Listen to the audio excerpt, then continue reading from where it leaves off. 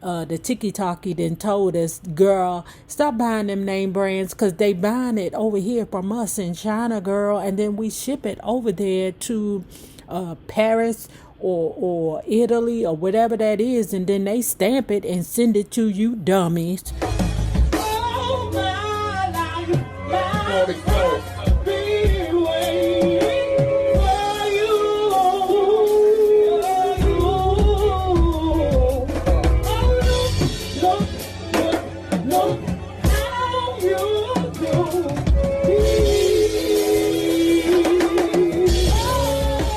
Watching aside, there was always a lot going on at our house, and it would have been easy enough to spend my whole childhood watching the world come to me.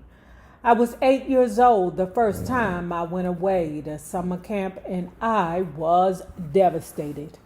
I couldn't figure out what I'd done wrong to make mom and dad want to get rid of me like that. When I went to summer camp, I was like, I don't understand this. Why is my mama sending me away? Them parents be needing a break so they don't murk you, okay? And camp, it's not just for you to go out and socialize and get to know the earth and make potholders.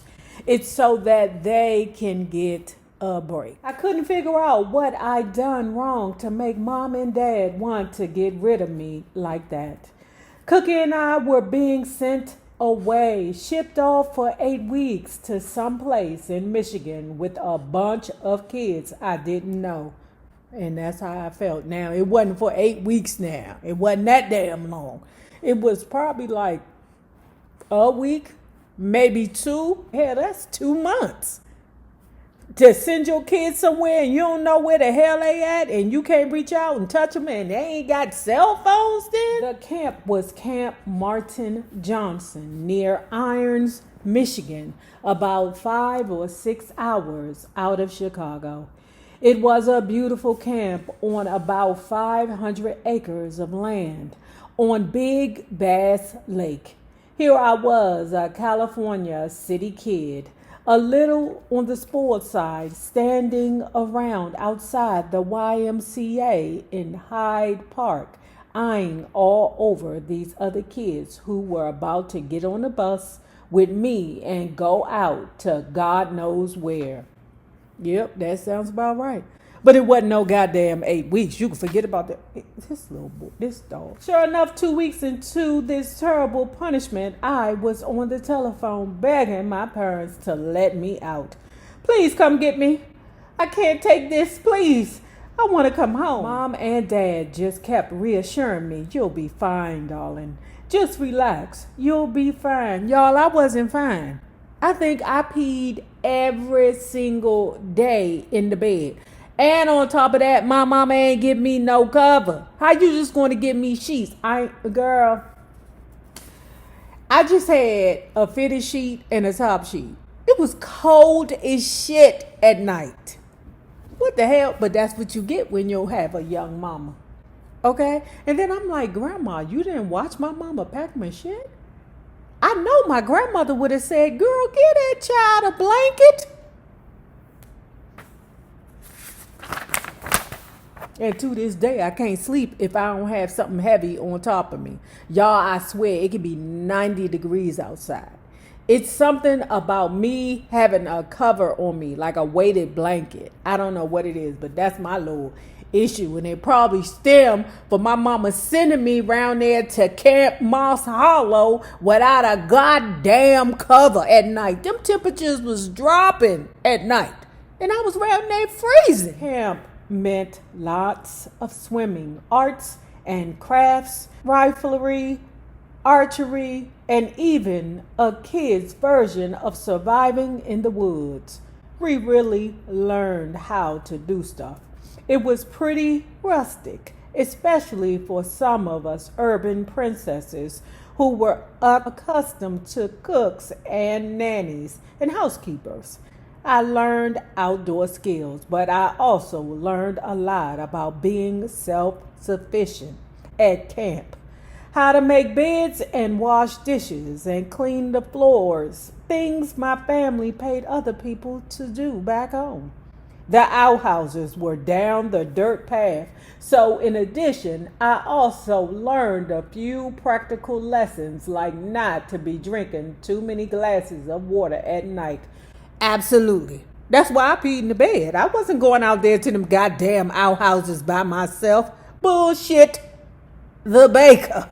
Okay, why? Why? It was indoor plumbing places. Why would my mama send me to a place where I had to go outside of the place where I was sleeping and over there to go pee? Of course I was peeing in the fucking bed. And I was probably like 7. And mind you, we all in my family were potty trained by 1 year old. Because my grandmother didn't believe in changing pampers or diapers after 1 year and a day.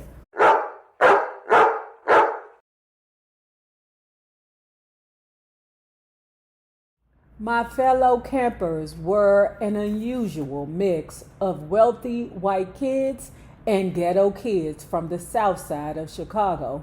And I'm sure they gave scholarships to the kids who came from poorer areas. Absolutely. I think that's good.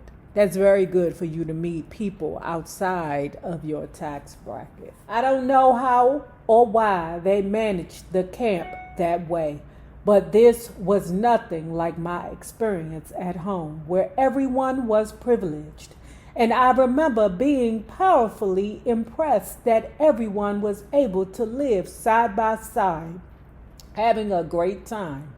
I went back to Camp Martin Johnson the following 3 summers and developed a pattern of staying in Chicago for about a week before and after camp with a friend of my mother's named Oki Lawson. Oki and her husband Bill lived on 79th and St. Lawrence in Chicago. She was black and she was not by any means wealthy, but she and my mother were dear friends. How the fuck that happened? Your mama's Judy is a poor girl from the south side of Chicago. Let me not say poor. Let me say regular. Okay, that she did not come from a place of privilege like Natalie Cole's mama. I mean, I'm not saying it can't happen, because it happens. A lot of my Judys don't like luxury the way that I like luxury. A lot of my Judys are just regular. Okay, and in fact, I prefer to have those kind of Judys, so then that way they can help me not be that girl that's got to chase the name brand, which I ain't doing no more, because the tiki-talkie then told us, girl, stop buying them name brands, because they buying it over here from us in China, girl, and then we ship it over there to Paris or Italy or whatever that is, and then they stamp it and send it to you, dummies. It's just weird for a woman like that to be associated with somebody regular. And I guarantee you that's probably one of the best friends she ever had in her life. I called her my Aunt Oki, even though we were not related. She'd play bid whist, card games at night and have her friends over. So I saw a whole other side of life with this woman. There were block parties and rent parties where everybody danced to lots of terrific music. We were on the brink of the Motown era. No one ever locked their doors. I wasn't raised in an environment like that. So this was an eye-opener for me.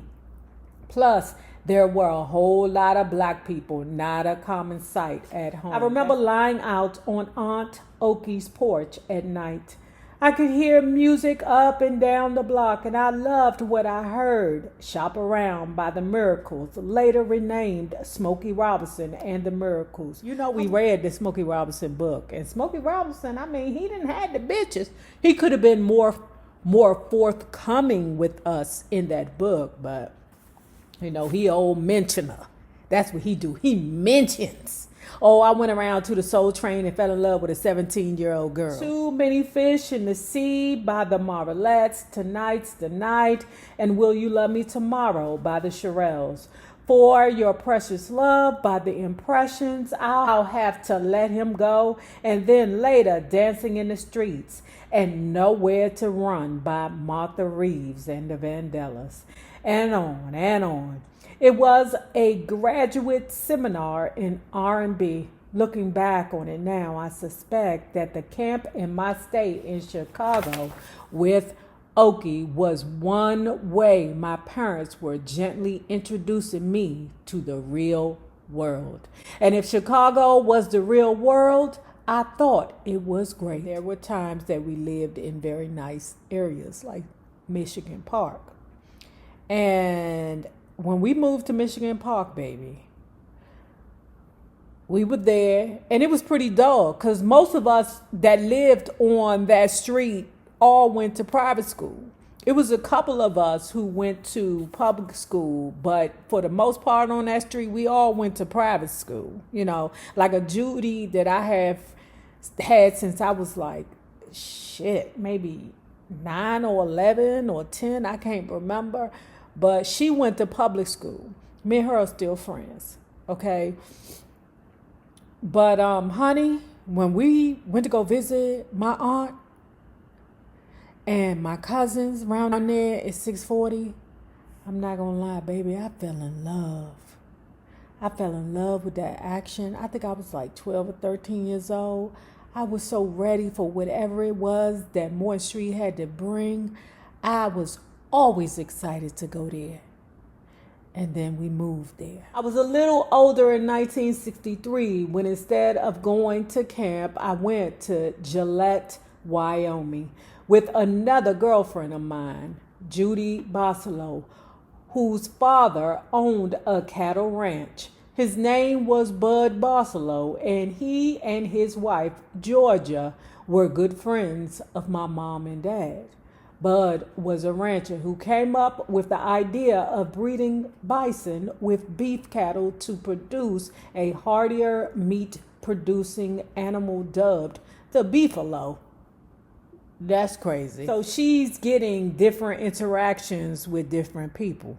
I can guarantee you, going over there with that Aunt Oki, she can't wait to get back over there.